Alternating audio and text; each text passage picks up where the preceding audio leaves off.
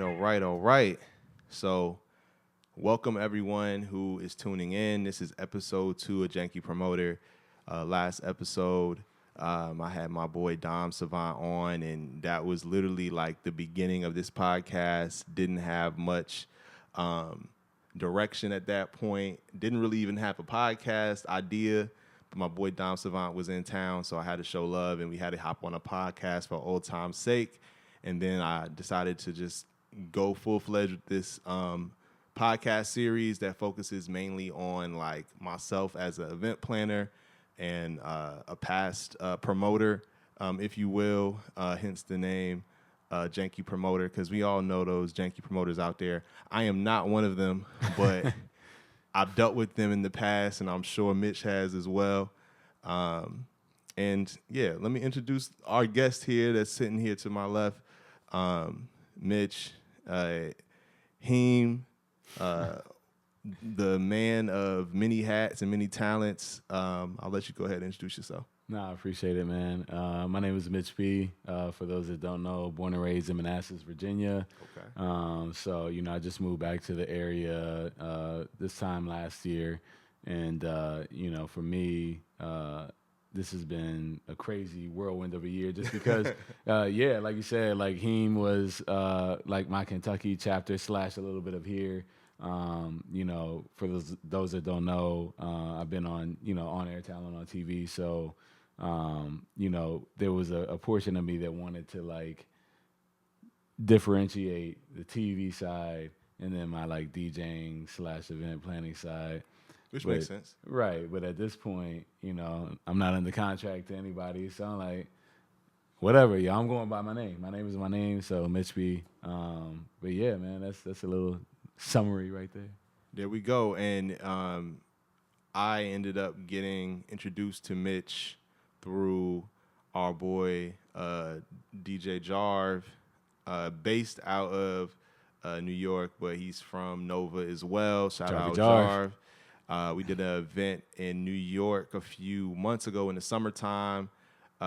We did like a brand pop-up with my boy's brand, Joe Banga, 1990-something. He was the DJ for that. He opened up. Really dope dude. And then I was like, yo, Jar, we got to work together again. He was like, yo, I got my Plus and Trust family. We can potentially do something. Mm-hmm. And then we ended up linking up. So, Mitch, just kind of give us a overview of your business entity Plus and Trust and kind of tell us what y'all about. Yeah, for sure. So, Plus and Trust is an entity of P&T Group.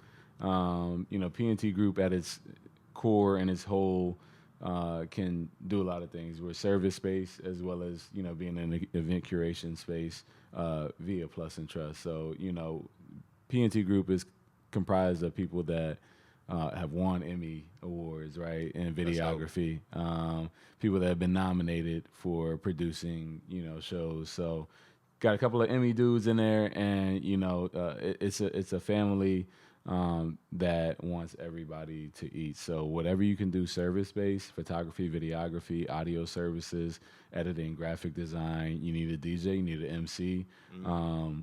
We're just becoming a liaison and a bridge to help. Not only ourselves, but also those around us that we know are talented creatives in this region and beyond to, do what they want to do and, ultimately, get paid for it, get recognition for it, things of that nature. So Plus and Trust is literally building community through music. We started in October of 2020 during the pandemic, and that was a time where we would go on Instagram Live and, talk to artists that really move us and inspire us, musically, what they're saying, how they produce, the work that they put in on their own. And these are artists that are majority independent and don't get the shine that we think that they deserve. So, from those conversations on Instagram Live, where there was a lot of people inside building community on IG Live, we said in 2021, all right, well, let's figure out a way to bring this outside into real spaces. So December 2022, we threw our first event. It was called the Silk Room at Wild Days. And that's crazy. Yeah, man. So yeah, we did. That was when we first really got outside doing events. But to kind of sum it up, then 2023 February. That's yeah, February 2023. That's when Close Friends came about. Okay. So that ran for a year at Wild Days. Same thing for this year, 2024. So coming up in February on the 3-year anniversary of Close Friends. Oh, Two wow. year, 2 year anniversary, 3 year. I'm bad with math. I told you Yeah. that. But Sorry, I ain't judging you, brother. yeah, It's man. all good. So yeah, ultimately, we got into this DC space, and I was coming back from Kentucky each month. It's first Saturday of the month, and so I was coming back to make sure we ran that, and then I dove back into my DJing. Rocky is our chief DJ, Mm-hmm. and Shout out Rocky. yeah, man. Fire. I love to see the recognition and awareness she's getting because she was the first DJ we had, and Chromanichi actually came in. He's an artist that you can find his music. He's been sourced by Chill Hop. He makes lo-fi. He makes a lot of different worlds of music, but he's one of those artists, right? So he came down, and DJ with Rocky, and you fast forward. That was December 2022. Well, 2024 we hosted his DC listening session, for his album. Oh, wow. And it was a nice intimate feel, but so we built a relationship with him and he's fam now. And then Zaya Bell was on Instagram Live with us and she played here with us during BC Fest weekend and anytime she's in town, we're there, to support or be there for whatever she needs. So just it's amazing to see like the relationships we built because we are a hub for the underrated and undeniable artists. And I'll really just say undeniable because where you rate somebody is subjective, but we also build that community in those real spaces. So all those things can connect and also being in our communities as well.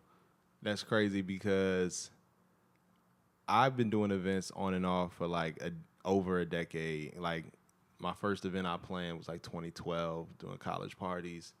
But it wasn't until probably 2021, 2022 is when I really saw the opportunity to actually like create a company that could really do big things. And so around 2022 is when I started to like really try to plot on moving to DC and doing events here. I helped out with one of my boys' events, Joshua Bryant. One of his events in November of 2022 in DC, he did like a little event at it was Element, I think, back then, and now it's Space. And it was a really dope event. Helped him with, and I started planning a bar crawl February 2023. That was the Hillman Fest bar crawl that we had during CIAA weekend. That was my first event. I didn't even live in DC yet. I was traveling up, talking to all the venue owners, me and my boy Cordell, Katie Cutts. We partnered together and we had that joint. Snowed the day of the bar crawl. Tough. Ended up selling like 120 tickets still. It was a small bar crawl, but it was lit. It was a good time. That was my first event. And I actually moved to DC the day before that bar crawl. So I moved to DC. I got the keys to my apartment on Friday, and the bar crawl was on Saturday. I ain't have nothing but an air mattress and a shower curtain here. And that was like my first thing that I did when I moved to the city was have my first event. It was a success. We had sponsors, shout out to Omega. And, at that point, the events I were doing were mainly like HBCU themed events that would bring awareness to HBCUs. And we gave out scholarships and like we just did various things, try to support Black-owned businesses and Black-owned brands. And I did that for a long while. And then we started to kind of migrate into more like R&B brunches, which I was doing before, but I was doing them in Richmond. But I started to bring them up here in DC because I saw they were actually catching fire and people Brunch capital, man. Brunch capital. Brunch capital. People were really vibing with R&B like 2023, 2024. And so it was like a no-brainer. And there wasn't a lot of R&B brunches. There were like late-night R&B parties and stuff like that, but people weren't doing them really for brunch. So I thought that was like a little niche. But I noticed kind of like halfway through 2023 was like, okay, the focus needs to be on music. Like, because at the end of the day, food and brunch food and all that stuff is cool, but I don't have a lot of control over the food. Mm-hmm. And then also with the bar crawls and stuff, you kind of like just push and drink, which I kind of realized like we're trying to build community. Like it's not always best to always be forcing alcohol like towards your folks. Granted, if they want to indulge, hey, you can have at it, indulge, hit the bar, cool. But at the same time, I was like, I ain't necessarily trying to make my brand around drinking for cheap. And so that's when I really kind of focused on, all right, let's focus on having really high quality DJ sets, music themes that are unique, and then just have overall, good vibes and then meet people, bring people together. So that's why, and I think around the same time, 2023 is when I first started hearing about y'all events, because I think I first went to your event at Hill Prince. Right. And it was I either went to Wild Days or Hill Prince. I can't remember the timeline. My boy invited me to Wild Days. That's when I met Jarv. Didn't even know who Jarv was, but oh, wow. he was killing it. Mm-hmm. My boy DJ BG was like, yo, we got to go see Rocky at Wild Days. I was like, oh, okay. Went, checked it out. She was killing it. Then this guy named Jarv, who I didn't know was killing it. I'm not sure who else was on. I'm not sure if you were on that. If Jar was there, I was on it. I was okay. on. Yeah. Yeah. So like that was one of the ones. It was crazy. It was like packed in there, and I think I'd never seen Wild Days that packed before. And I had been there a few times. We were all behind the DJ booth too, like just vibing. And it might have been February because I can remember every Close Friends. It's only a month. It was cold. Because I remember I had a big jacket on. Oh, it was February. And so it was probably after one of my events. Mm-hmm. So yeah, it was probably after one of my brunches. And then we went to Wild Days after. And I was like, okay, this is a vibe. And that's when I really started to notice Rocky and all of them. I went to some of your stuff at Hill Prince too. Always a good vibe. So, when we got the opportunity to work with each other, I was like, okay, this makes sense because they are already doing dope stuff. I want to, kind of move in the same lane they're moving in. Why not we like work together and shit? So, I'm glad that we were finally able to kind of come together on this upcoming Fever holiday party that we got going on December 7th at Zebby's Garden. So that's a vibe right there. It is, man. And, the thing that we have in common, too, is, you talked about not, pushing alcohol and liquor all the time. We're in unison there because, as you said, event planner, I ain't a promoter. Like, I'm not a rah-rah guy. I'm not going to be saying, text me for tables. If you want one, I can take care of you. Yeah. I'm just being honest. Like, it's a beautiful thing when, you know that community is a buzzword. Mm-hmm. When we made that slogan or motto mission back in 2020, building community through music, like we legitimately said it has to be our sound that attracts and levitates and has people gravitate towards you, and that we're gonna stick to that.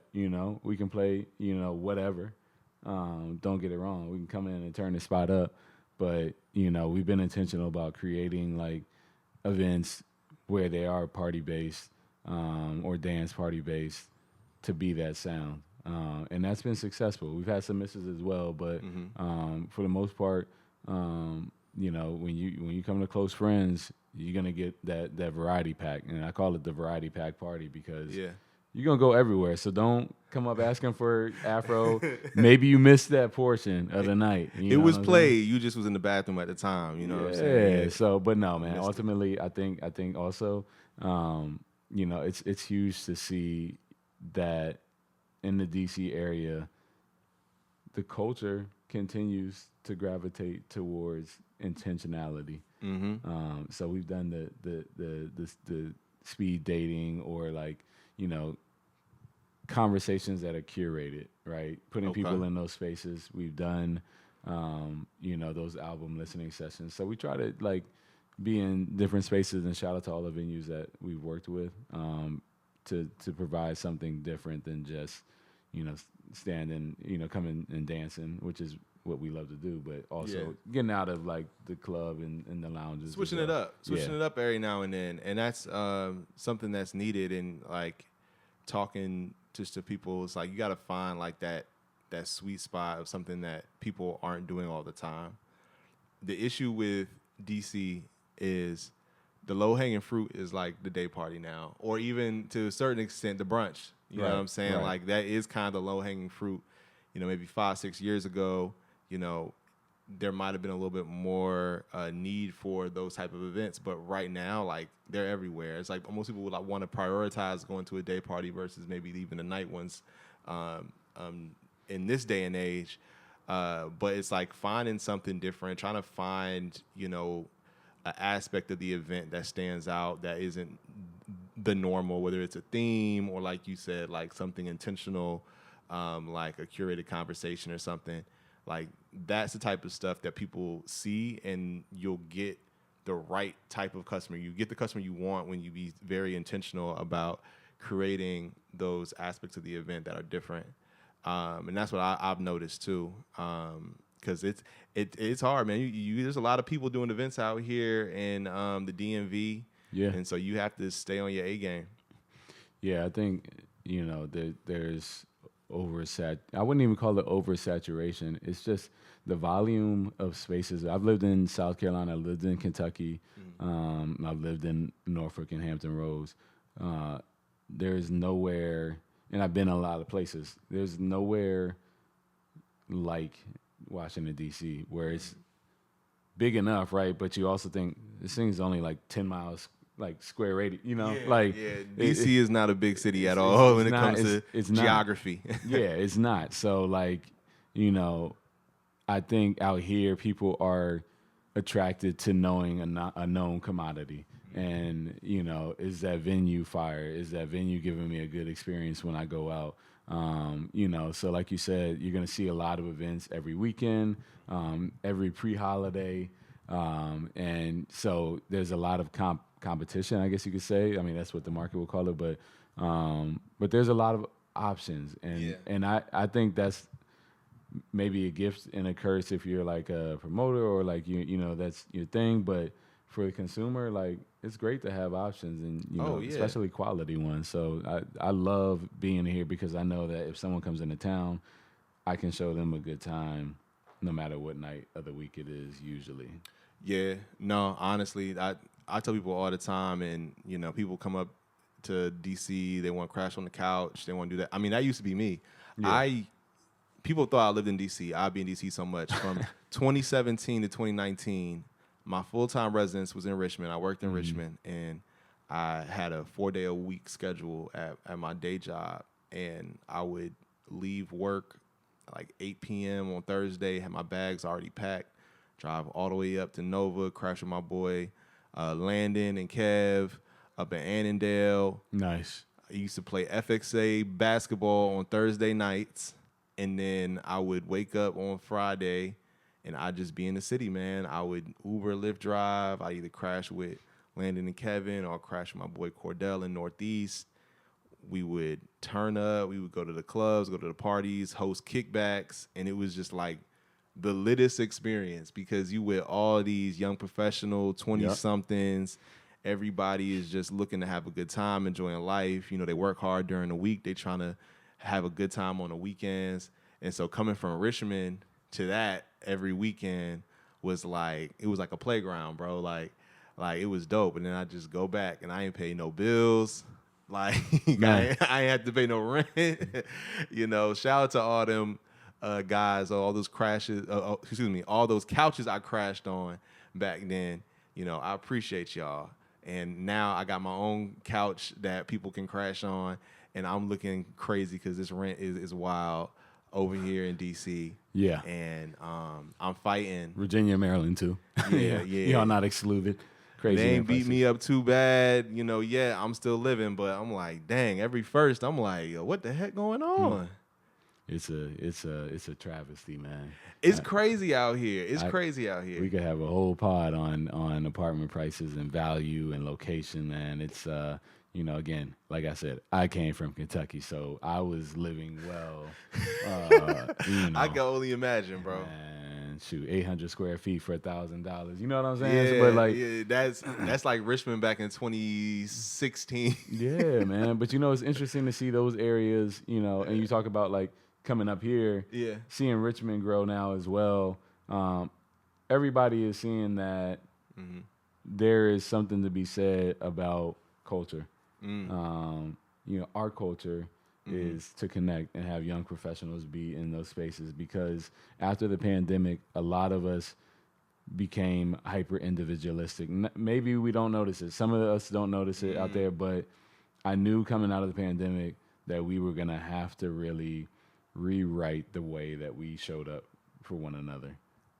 That's real, because I've noticed it too, and I haven't harped too much of it until you just said it now. I think about it often. But I think, like you said, we're in the pandemic. We're essentially in isolation. We locked down, maybe with a handful of people.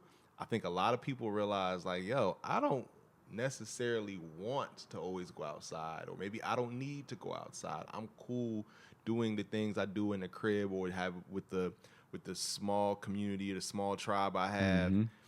And I think it's good for some people, but I think other people have now kind of lost the skills needed to really flourish amongst other people.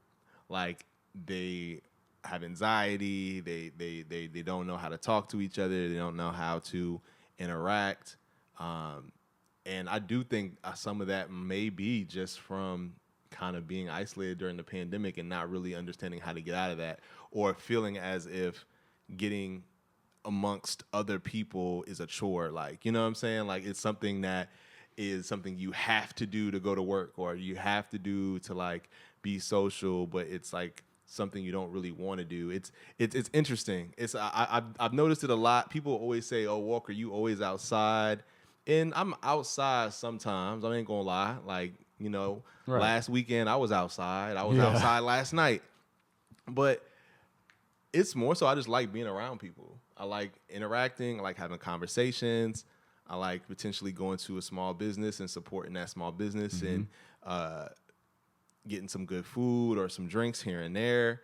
Like, I think that's all necessary. If we don't do that, these businesses are going to go out of business, which we're not going to have any small businesses. We're going to have a bunch of chain restaurants. Yeah. And we're going to complain about not having quality food because we don't have local sourced food, or we don't have small businesses that are able to pay fair wages and all this type stuff. Like, well, you have to support the businesses. You have to go out. You have to be active in the community for those businesses to flourish and stuff. And same thing with relationships. People be talking about swiping on dating apps. Let's talk about it. I have a good friend, and she's always complaining to me about the experiences and dates that she gets off of Hinge and all those Facebook dating. And I just keep telling her, like, yo, you got to go out and you got to have a conversation with somebody in person. You've been listening in on my conversations with my homegirl. It's the same way. And my homeboys as well, but I learned quick, man. I was on the dating apps when I first moved to D.C. I was on them before I moved to D.C. when I was in Richmond. And I realized, like, yo, the dating apps don't do nothing for me. I'm meeting people that I don't really like. I like you because the app says I'm supposed to, and you got this picture from 4 years ago that don't look like how you look right now on your profile. And I see you, and you don't look the same in your personality. I'm not saying you a bad person, but it's like it might not match up with mine. Now I just wasted 2-3 dates. I got to the point where I just deleted all those apps, and I just go outside and I just shoot shots. If I see you and I like you, I'm going to shoot a shot at you, and it's either going to go in or it's going to miss. But either way, I'm going to take the chance. And more often than not, I feel like I do pretty well. Right. But, you know what I'm saying? It's like, that's something that I just had to start doing, because that whole right swipe, left swipe, it started just giving me anxiety. And I feel like my time was being wasted. So I was just like, let me just get off it. It's, it's everything is case by case basis, but because I've seen people, get into relationships and flourish. I've seen people get married off of the apps, but also I've seen people be in depressive cycles on the apps. And, Yes. Full transparency, I've used the apps before, but there was a certain point I said, you know what, this is not for me, because same way, I like to be outside. I'm inspired when I go outside. I'm inspired by people. So I say that I have balance because I love my isolation time. During the week, I'm usually in a routine. I'm in the crib, and then when Thursday rolls around, that's when I start feeling like, all right, I'm inspired to go out and see some people, meet some people, have some intentional handshakes. You know what I mean? But I think that was the biggest change for me, was saying, look, I'm not gonna be on the apps. I'm not gonna to meet somebody and to not have any preconceived notions about them or anything of that nature, I think is one of the most beautiful things we can have. And I just want people to continue to try and find that. And for me, with dating, I think the biggest thing is to put myself in spaces where I will most likely find people I'd be attracted to. Live jazz music. Yes. I'm in the library to use it sometimes. Coffee shop, who knows? Whole Foods? No, not Whole Foods. But Whole Foods is crazy. See, Whole Foods, depending on the scenario and situation, may be. Whole Foods is short for wholesome. Yo, I will tell you, I fumbled at Whole Foods one time. I was in Whole Foods right down the block from me, and I'm in the aisle. There's this beautiful young woman, black woman, in the aisle. There's not many people in Whole Foods at all. It's like 8 p.m. on a Wednesday. And she walks past me. She doubles back. She was like, "Excuse me, can you help me get something from the top shelf?" You know I'm 6'2", so I was like, "Oh yeah." And my dumb ass didn't ask her for it. I ain't trying to have no conversation, no nothing. I ain't gonna lie, I got cold feet, and I was like, that was the perfect opportunity. She doubled back. She asked me for some help. I could have swung it. Oh, so what you about to cook? I didn't say nothing. I was just like, have a good day. And I kicked myself. I ain't never seen that woman in Whole Foods again. I've been looking for the last 8 months. Yeah, it's crazy because those instances happen all the time out here. It's where do. So you got to be selective. You got to be intentional. You got to be judicious in how many hands you do shake. So it's an interesting thing to see it play out here. But I'm still feeling out the DMV because again, coming from Kentucky. It was a little bit slower pace, and there wasn't a big volume, so it's give and take. You got a high volume of quality people, beautiful people up here in the DMV, but I also think that works against people because they end up working out of that options algorithm and not taking the time and finding it in your schedule to link up with people. Would you recommend your lady friends to shoot shots at the guys when they out? Yeah, I did tell my homegirl she was going to a festival, and I was like, yo, pause the app for the day. Go shake some hands, and she ended up getting numbers. You know what I'm saying? Go. So it's it's hard on the apps for people to get that conversation going. If we have a conversation, we're sparked, and I find you attractive, I'm loving the conversation, it's easier for me to say, well, let's connect after this, right? But I would say for women to give it a try, because especially up here, you never know if you're gonna see that person again. So don't block. Definitely. Don't block blessings in your own mind. And I say the same for the fellas too. Stop staring. Stop doing the get ready with me, videos of yourself, and go talk to the woman, or gently grab the wrist and ask for a dance. We were in Richmond this past asking weekend. for the dance. So asking for the dances, that's serious. I ain't gonna hold you. Listen, look, we've lost our way, and let me tell you, I was in Richmond. He said we lost our way. And bro, it was so amazing to see dudes go up behind the woman and ask for the dance. And if they got carried, which I saw some of them did, they just okay. That's what we did in middle school and high school and college. That is true. Let's get back to it. Man, I am not the biggest dancer. Never have been. It's not my ministry. But I'm the guy. I be sitting at the bar.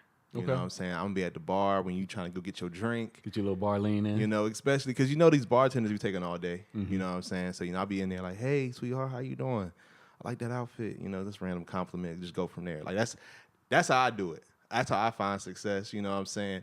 And you can tell, you know, if they feeling you or not, because if they not feeling it, they ain't going to give you no time of day. But they start hanging around, lingering, start giving you the little eye, you know, that's when you know, like, all right, something. We working with something over here. You know what I'm saying? And that's why I tell my lady friends, they be like, oh, guys never talk to me, da-da-da-da. I'm like, are you giving them any cues that you're interested? Like, if you looking stank face and just like you're not talking to nobody and you're not having any positive reactions to anything going on around you, the chances are a guy probably is not going to approach you, you know, because you don't have that demeanor as in someone that wants to be approached.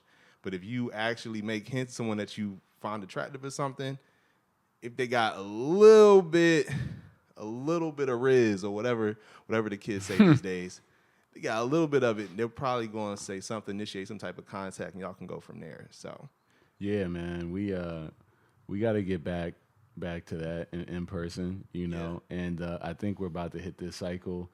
People are very tired of those apps that we talked about, and we're about to get to the adult version of, yo, my friend trying to talk to you. You know, mutual friends. A lot of people are meeting through mutual friends, especially, you know, as you get into your 30s. You're not going out as much. You're not in those spaces where you're going to be seeing a high volume of people. So naturally, hey, I can vouch for this person. Yeah. I can vouch for you too. I think you guys would be great. Yeah, let's go out and do something. Let's hang out together. Let's go to this spot together. Yeah. That's what happened yesterday. My homegirl put together a little singles night, which is when you in your early 30s, mid 30s, single nights is needed because we all got friends that's married and they got kids and they're in their journey doing their own thing, which is beautiful. But you can't always go out with them, or they're not always available to go out with your friends. And so it's good just to be around single people who you know are single at the time and are looking to meet new folks. And so, like, that's what we had yesterday. It was in Richmond at the park. It was Great a good spot. time. You know what I'm saying? The spot was cool. They had a little karaoke, drinks, music, DJ, all that, and met some really cool people. But, yeah, that's the type of events you got to be looking for, or at least find the scene in the city that gives you the type of people that you're looking for. Because there's a lot of different scenes within D.C. People might only think of maybe like one or two because, you know, however you want to call it, like the young black professional scene or whatever, but you got the locals, people who are actually from like DC, and they have their own spots that they go to. You got the international crowd for folks that are from various cultural backgrounds. You know, you got, you know, the music scene of folks that like different variations of music. I mean, so it's out there. You got anything that you are looking for. There is a crowd for you in the area, and if you want somebody from that scene, go out, pull up on them, and show some love. You know what I'm saying? And with the law of attraction, eventually you're gonna get something back that you're looking for, and the world gonna be right. You know what I'm saying? So. Yeah, you forgot the comedy scene too. Yeah, there's some comedy. Oh yeah. So yeah, shout out Tommy Taylor, man. I've started getting into a few of the comedy shows. They got Arlington Draft House right down the street. Nice. Been there a few times. Yeah, Zach Fox was there like randomly a couple weeks ago. Yeah. Yeah. I sometimes the guys that come in, like their shows get sold out super quick, and so I'm not able to make it.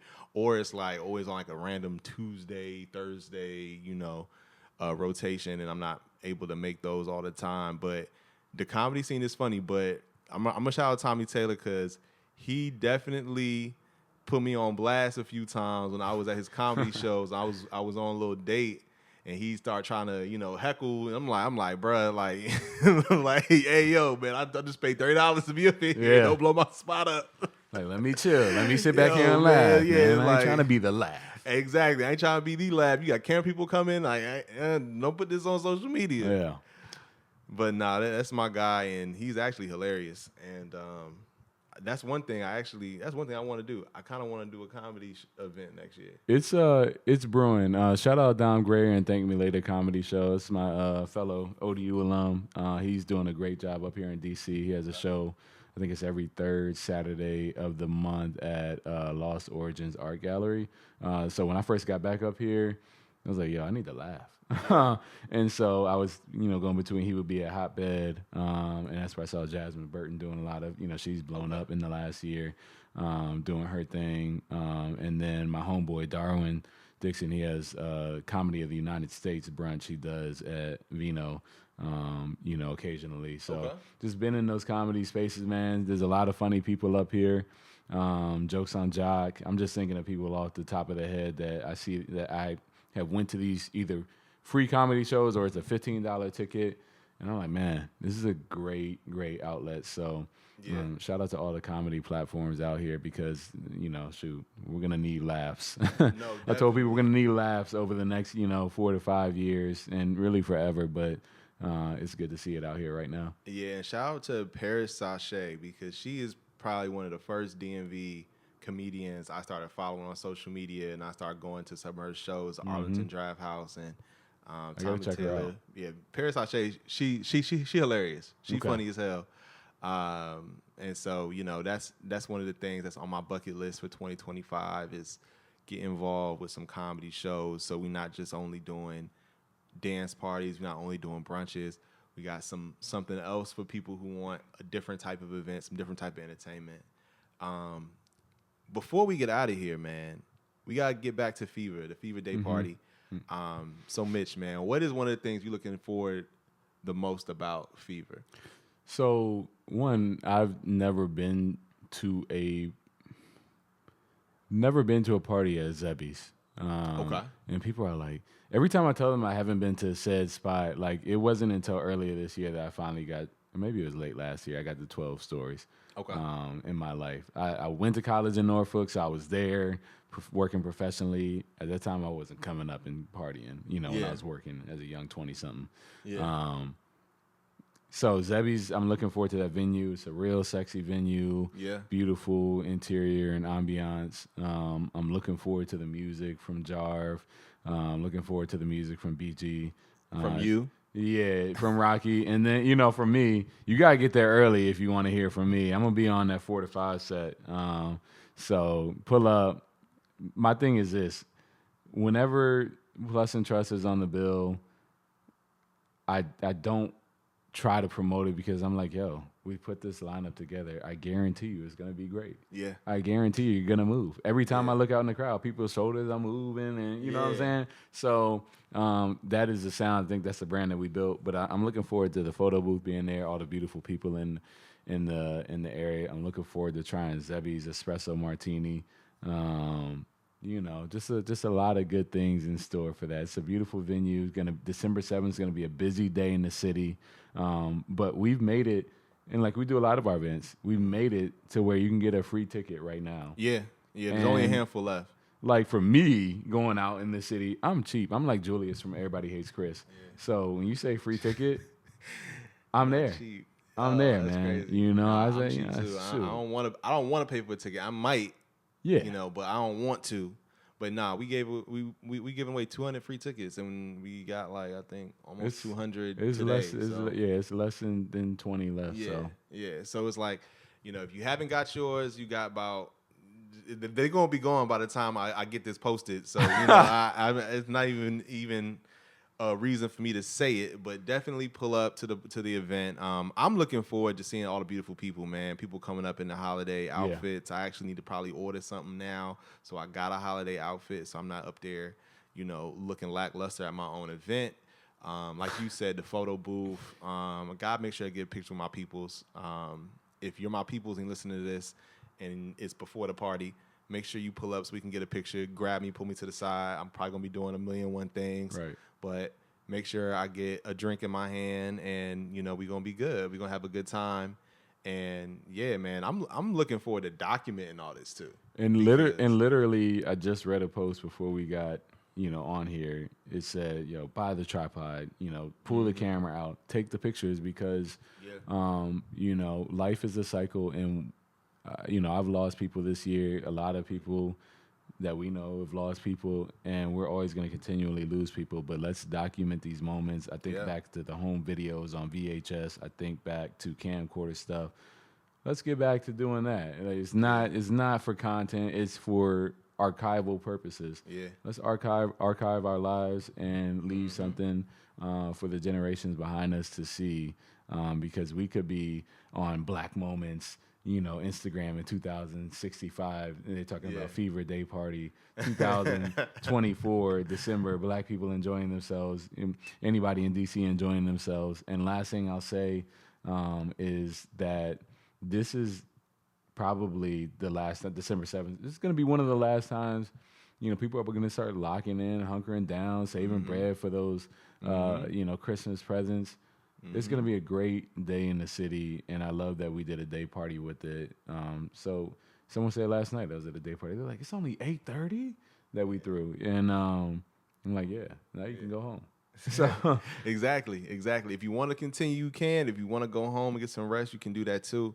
Yeah, man, definitely document those moments. I started printing off pictures. I actually have a file on my phone. Pictures need to be printed off, and I get little, what's it called?